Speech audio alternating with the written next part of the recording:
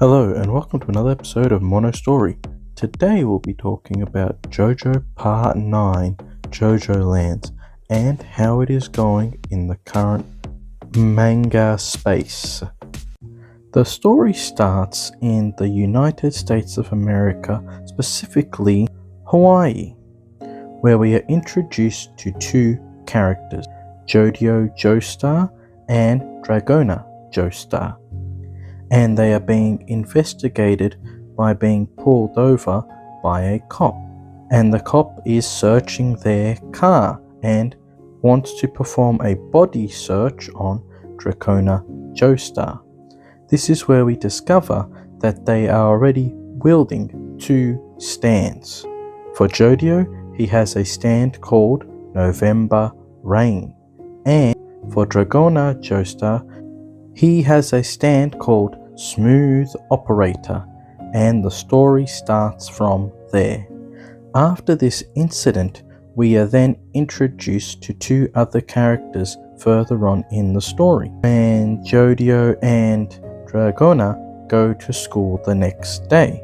Their names are Usagi Arohawe, and he stands Damatte Kudasai, as well as Paco Laborantes, and he stand The Hustle, and they join up with Dragona and Jojo Joestar to make the four-man team that will work for a lady called Meryl May Chi, who is in charge of a boutique store and gets some of her goods through theft, which she employs these four stand users to complete heists for her to obtain rare items such as jewelry, and she asked the four of them to go to a famous person's house to steal a gem of high value.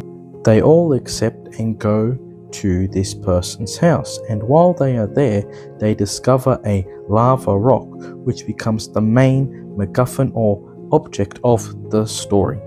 And so now we understand the main objective of the story is to understand what this rock is and why it is important.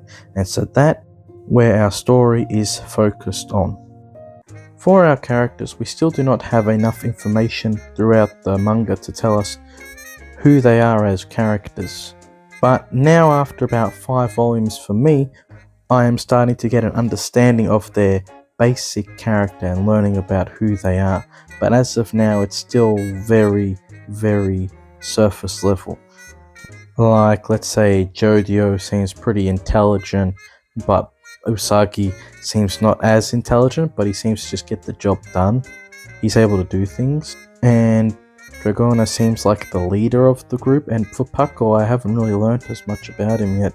He still seems very, very basic to me.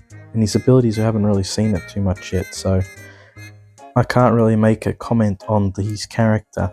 That being said, all of them interact very well together, and I feel like it's again similar to part 3, where they're having this lovely conversation and they're going through their days interacting, having fun, laughing with each other, but yet still being serious and getting the job done for their mission. Now first we need to talk about the stands. Okay, so there was 4 stands that were mentioned.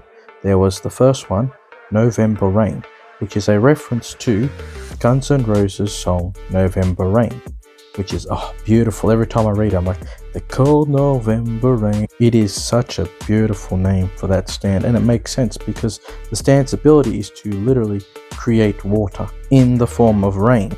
And it's so interesting because we've had a reference to the use of water in part 4 during the first few episodes where Josuke was fighting this water stand user. So to see Araki adapt that and use it differently is very interesting. So that's the first stand we talked about. The second one is Dragona Joestar and his stand, Smooth Operator, which again is another good song. Smooth Operator. Like, so good, so good. And that has the ability to change the look of an object and displace it in any way it likes. So that's pretty cool because it can change the look of something. The third one was Usagi and Damatte Kudasai, which only but still very importantly can change into anything that Usagi wants. So it's very interesting stand ability. And the last one is Paco, and his stand is called the hustle, you know, like that song, do the hustle. And he is able to make his body stronger, as well as holding different items in it like pockets. So it's a very interesting ability to have, and we still have to see a lot of it, but it's still very cool to know about. So that's the main information about the stands. In terms of how the story is progressing, it's progressing very quickly, and I feel like lots of things are happening, which is very good for JoJo, because you can't really judge the story of JoJo until you have a certain amount of volumes. A clear indication of this is the past one with JoJolion in part 8, where we couldn't really understand with the Lakaka fruit until we got to about volume, I think 13 or 14, when we had the gang come in and I realized who JoJolion actually was. So until we get enough information, like we just discovered who the villain of the story is, which I am very grateful for, because in part 8 we had a situation where the villain was not shown till like the last 3 or 4 volumes, and so we didn't get any idea who this character was, and he just like splap, just here, okay.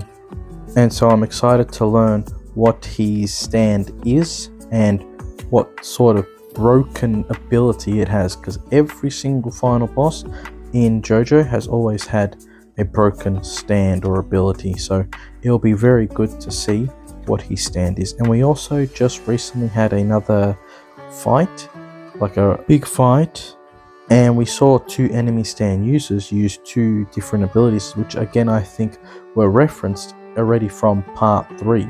So there was one stand ability where the stand can enter your body and attack your vital organs, such as your heart and other organs such as that, which is similar to one of the stands in part 3 that enters Joseph Joestar's ear and starts tunneling his way to his brain. And the other one is a gun that can shoot bullets very quickly, so you can get up to like 6 or 7 bullets.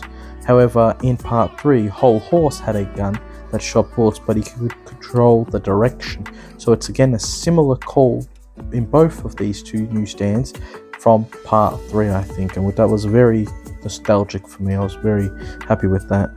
And also the famous character where they originally stole the gem from is a callback to part 4. So I think that Araki will be making more callbacks to past parts in part 9, and I am really looking forward to that. I am really looking forward to where JoJo Part 9 JoJoLands is heading. I think there are going to be some new stands with new abilities and new fights that we have never seen before.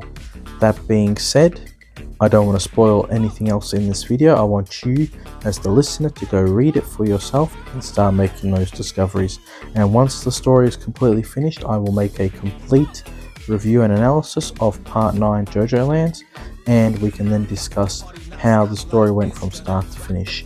As I always like to say with JoJo, it is hard to understand where the story is heading because the story is still being played out, and sometimes past actions actually affect the present situation in a greater way, so you cannot really define what's happening in the story until it's finished.